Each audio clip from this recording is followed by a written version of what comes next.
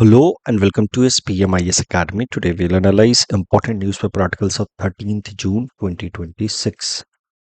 Please note you can download the PDF version of today's newspaper analysis by clicking the link given in the comment section. This is the list of the topics that we'll be covering from today's newspaper. The first topic is about Supreme Court saying that homemakers are nation builders and their work is worth at least 30,000 rupees per month. ये जो topic है वो GS paper one Indian society उसका जो सब topic है role of women उससे relate करके देखा जा सकता है and GS paper three Indian economy के लिए भी इम्पोर्टेंट है। तो ये जो करंट डेवलपमेंट है इसको समझने के लिए एक बार हम लोग जरा समझते हैं द टर्म केयर इकोनॉमी।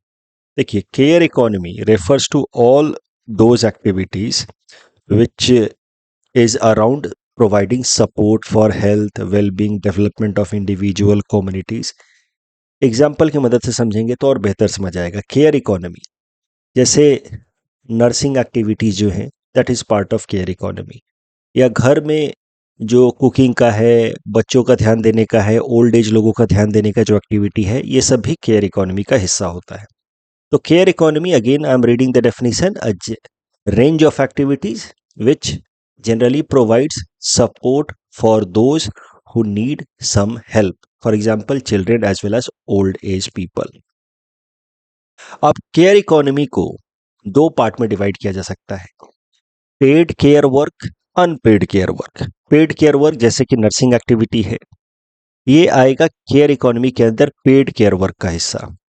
जबकि there is a massive segment in care economy जिसके लिए कोई मॉनेटरी बेनिफिट नहीं दिया जाता है for people engaged into it. उन तमाम एक्टिविटीज को कहा जाता है unpaid care work. For example child care, elder care, household work, घर में झाड़ू पोछे लगाना, कपड़े साफ करना, खाना बनाना, ये सब अनपेड केयर वर्क में चला जाता है।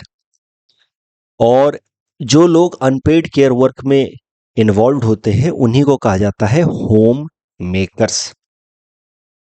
और आपको तो पता ही है कि भारत में होम मेकर्स की जो ड्यूटी है वो ज़्यादातर विमेन ही फुलफिल करती है। यूरोपियन सोसाइटी में, अमेरिका में कोई टैबू नहीं है, वहाँ पे मेन भी होम मेकर्स होते हैं इन जनरल, लेकिन भारत में तो एक सॉर्ट ऑफ ये टैबू भी है। Men generally would not like to be home makers. तो भारत के अंदर ये जो डिवीजन ऑफ लेबर है वो बड़ा स्ट्रिक्ट है। Women have to be involved into household activities.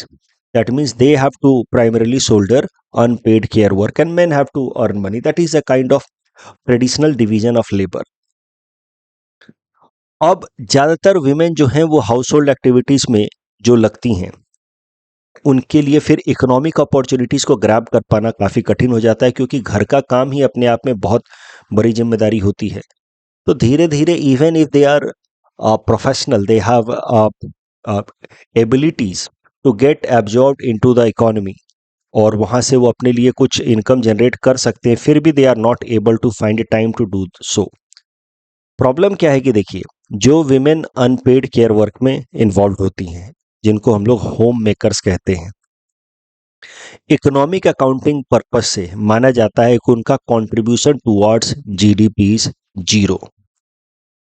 Since there is no monetary value involve in unpaid care work, अगर कोई मेड जाकर के दूसरे के घरों में काम कर रही है, महीने का उसको 5,000 मिल रहा है, तो माना जाएगा कि उसने इकोनॉमी में 5,000 का कंट्रीब्यूशन किया है। लेकिन वही काम अगर कोई हाउसवाइफ या होम मेकर अपने घर में करती है तो फिर माना जाएगा कि contribution toward GDP has been zero because there is no monetisation of that work. इसी कारण से अनपेड केयर वर्क को कभी कभार इकोनॉमिक अकाउंटिंग पर्सपेक्टिव से कहा जाता है इनविजिबल केयर इकोनॉमी। ये पेड केयर वर्क तो विजिबल है, दिखता है, but unpaid care work is also known as invisible care economy.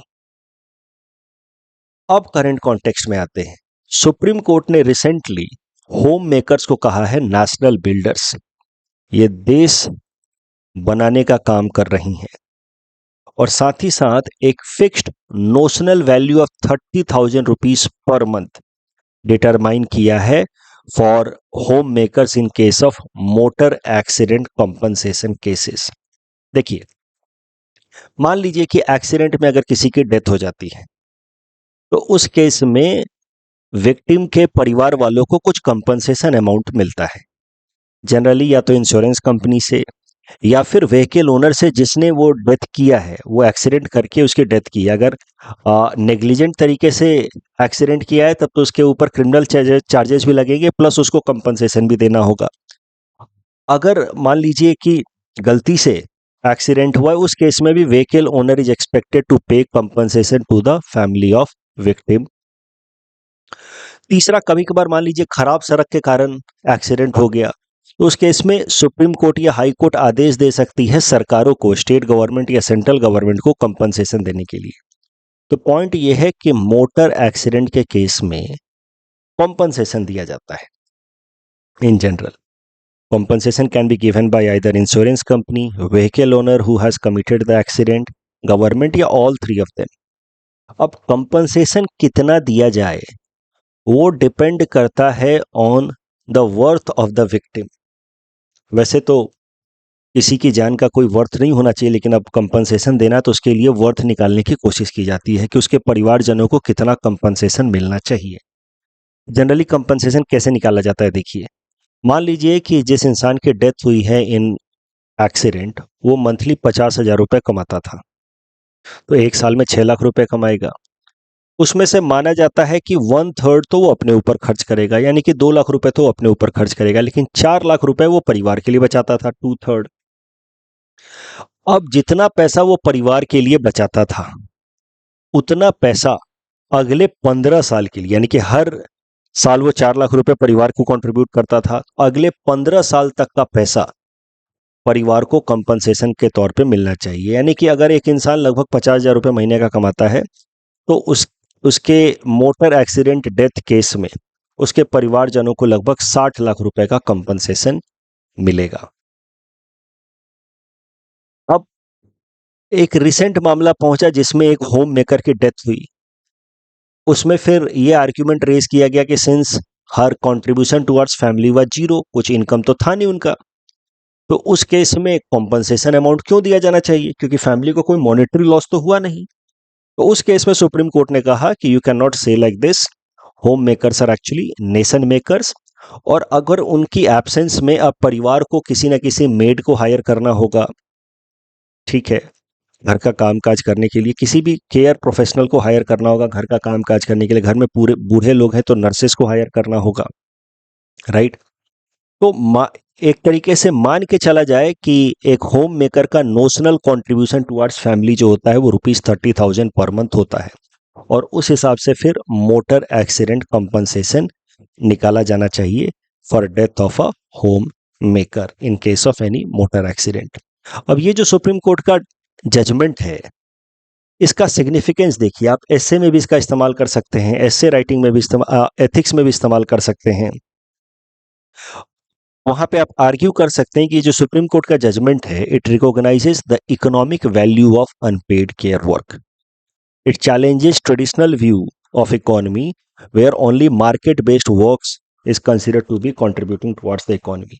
ये कहीं ना कहीं विमेन डिग्निटी को भी रिस्टोर करता है, क्योंकि अदरवाइज माना किया जाता है कि विमेन का contribution towards earning of the family is zero, जबकि वो फैमिली ये नहीं देख पाती है कि वो घर का काम काज कर रही है। इसी कारण से the male member of the family is able to go out and earn money, क्योंकि घर पे कोई बच्चों का और बूढ़े माँ बाप का ध्यान दे रहा है, लेकिन फिर भी माना जाता है कि उसका contribution towards the family income is zero. लेकिन अब सुप्रीम कोर्ट के जजमेंट के बाद ये जो नोशन है वो धीरे धीरे चैलेंज होगा, and it will help in restoring women dignity.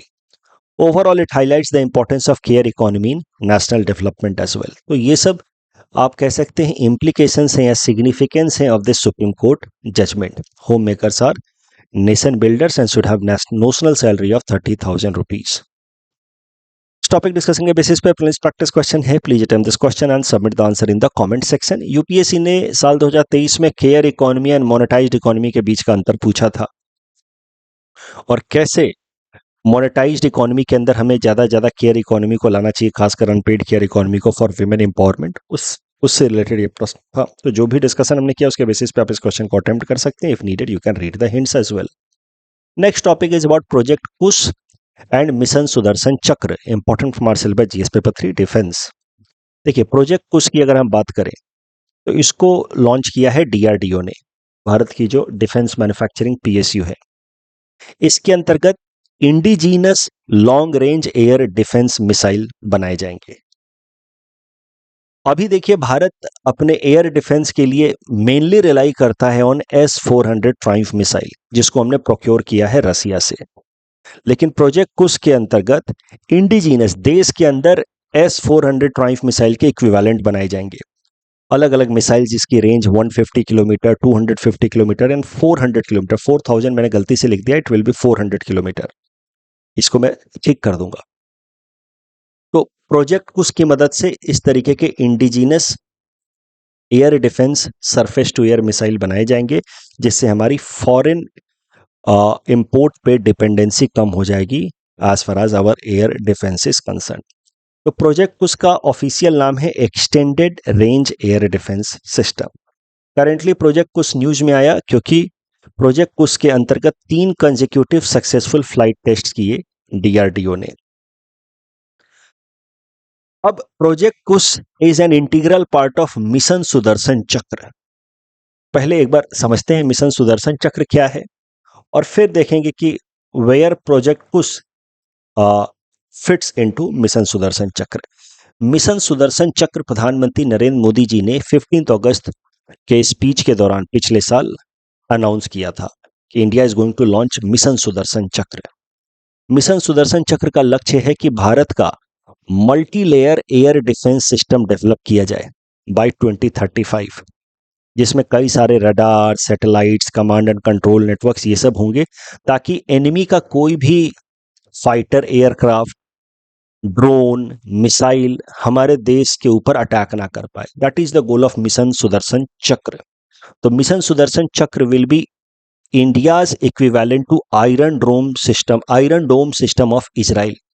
Israel को एक कंटिन्यूअस थ्रेट बना रहता है आसपास के देशों से, खासकर गाजा रीजन से मिसाइल अटैक का, और इस कारण से इजराइल ने बड़ा एक स्ट्रॉन्ग एयर डिफेंस सिस्टम बनाया जिसका नाम है आयरन डोम। तो भारत इजराइल का जो आयरन डोम है उसी का इक्विवेलेंट अपने देश में डेवलप करना चाहता है बाय 2035, जिसका नाम है मिशन सुदर्शन चक्र। अब मिशन सुदर्शन चक्र में तो बहुत सारी चीजें चाहिए, मिसाइल्स भी चाहिए, ड्रोन्स भी चाहिए, रडार्स भी चाहिए। मिशन सुदर्शन चक्र के अंतर्गत जो सबसे महत्वपूर्ण सेट ऑफ मिसाइल्स हैं वो डेवलप करेगा प्रोजेक्ट कुश। तो mission Sudarshan Chakra is focusing on developing the complete ecosystem. उस डेवलपमेंट के लिए जो महत्वपूर्ण मिसाइल्स हैं वो डेवलप करेगा प्रोजेक्ट कुश। मिसाइल्स के अलावा भी रडार चाहिए, ड्रोन्स चाहिए, तो वो सब कुछ मिशन सुदर्शन चक्र में डेवलप किया जाएगा। तो mission Sudarshan Chakra is a broader overarching project aiming at a strong air defense system. For that air defense system, we need indigenous missiles, surface-to-air missiles, which will be developed under Project Kush. इस topic के basis पे please practice question है, please time this question and submit the answer in the comment section. Next topic is about first release of new IIP series, important from our syllabus GS paper 3 Indian economy point of view. देखिए index of industrial production, यानी कि हमारे देश की जो industries हैं उनका production month by month कैसे बढ़ रहा है या कम हो रहा है, उसको कैलकुलेट किया जाता है under IIP, index of industrial production. IIP कैसे कैलकुलेट होता है, इसको समझने से पहले हम ये समझते हैं, देखिए कि भारत के अंदर 8 ऐसी इंडस्ट्रीज हैं जिनको कहा जाता है कि they are core sectors of Indian economy, मतलब बहुत महत्वपूर्ण है। वो 8 हैं: refinery, natural gas, crude oil, coal, steel, cement, fertiliser and electricity. इन 8 का भी अपना अपना वेटेज है on the basis of significance या कंट्रीब्यूशन टुवर्ड्स इकोनॉमी। उसमें सबसे ज़्यादा वेटेज है रिफाइनरी का, फिर है इलेक्ट्रिसिटी का, सबसे कम है फर्टिलाइजर का। इन 8 में लीस्ट वेटेज दिया गया फर्टिलाइजर को। इन 8 सेक्टर्स को कोर इसीलिए कहा जाता है because they have multiplier effect on the economy. अगर इन सेक्टर्स में स्लो डाउन आ गया तो मैसिव लेवल पे, लार्ज स्केल लेवल पे इकोनॉमिक स्लो डाउन आ सकता है। अगर इकोनॉमी को हमें सपोर्ट करते रहना है तो इन 8 सेक्टर्स में प्रोडक्शन इंक्रीज होते रहना चाहिए। That is the idea behind declaring these 8 sectors as core sectors of Indian economy. अब इन 8 सेक्टर्स का प्रोडक्शन कैसे बढ़ रहा है या कम हो रहा है, उसके लिए मंथली लेवल पे एक इंडेक्स पब्लिश किया जाता है जिसको कहा जाता है index of core industry, which is published by office of economic adviser. उसका बेस ईयर है 2011-12। लेकिन इन 8 इंडस्ट्रीज के अलावा भी तो बहुत सारी इंडस्ट्रीज हैं भारत में। तो ओवरऑल भारत के अंदर जो इंडस्ट्रीज हैं, इंडस्ट्रियल एक्टिविटीज हैं, उनका प्रोडक्शन कैसे कम हो रहा है या ज्यादा हो रहा है, उसके लिए जो इंडेक्स डेवलप किया गया है उसको कहा जाता है IIP, index of industrial production. And IIP is calculated by NSO on monthly basis again. अब ओवरऑल IIP के अंदर लिए जाते हैं 463 items. IIP index of industrial production में लिए जाते हैं 463 आइटम्स। उन 463 आइटम्स में से 8 आइटम्स तो कोर वाले हैं, बाकी रिमेनिंग 455 आइटम्स जो हैं वो नॉन कोर होंगे। लेकिन चूंकि कोर आइटम्स ओवरऑल इकोनॉमी के लिए बहुत जरूरी हैं, इसलिए IIP में भी ये हैं सिर्फ 8 कोर आइटम्स, लेकिन उनका वेटेज 40.27% है। रिमेनिंग जो 455 आइटम्स हैं उनका वेटेज सिर्फ 59.63% है। तो आई होप आपको बात समझ आ रही है। 8 इंडस्ट्रीज के लिए निकाला जाता है इंडेक्स ऑफ कोर इंडस्ट्रीज, उनका प्रोडक्शन कैसे कम या ज्यादा हो रहा है, और ओवरऑल इंडस्ट्रियल सेगमेंट के लिए निकाला जाता है IIP। IIP के अंदर कोर इंडस्ट्रीज भी एक कंपोनेंट है, उनका वेटेज 40.27% है। अब हम लोग आज बात कर रहे हैं IIP से संबंधित। इंडेक्स ऑफ इंडस्ट्रियल प्रोडक्शन में रिसेंटली मेथड्स में कुछ बदलाव किए गए हैं, इसलिए इस साल के लिए ये इंपॉर्टेंट टॉपिक है। IIP कैलकुलेशन में बदलाव किए गए हैं। सबसे पहला बदलाव किया गया है, बेस ईयर को शिफ्ट किया गया है। Base year has been now shifted from 2011-12 to 2022-23। दूसरा, product basket has been expanded. Earlier old IIP में 407 आइटम्स लिए जाते थे, नाउ 463 आइटम्स लिए जाते हैं। Overall 1042 products. आइटम ग्रुप्स 463 हैं, उसमें 1000 से भी ज्यादा प्रोडक्ट्स हैं। पहले सिर्फ 407 आइटम ग्रुप्स लिए जाते थे एंड ओवरऑल 839 प्रोडक्ट्स। तो नए IIP में बहुत सारे मॉडर्न कैटेगरीज आइटम्स ऐड कर दिए गए हैं, जैसे computer chip, LED bulb, VTC, और आउटडेटेड आइटम जैसे कि फ्लोरेसेंट ट्यूब, CFL, टाइपराइटर्स, ये सब को रिमूव कर दिया गया है। तो इस कारण से ओवरऑल जो बास्केट है IIP कैलकुलेशन के लिए वो काफी हद तक बदला है। ओवरऑल नंबर ऑफ प्रोडक्ट्स बढ़े हैं।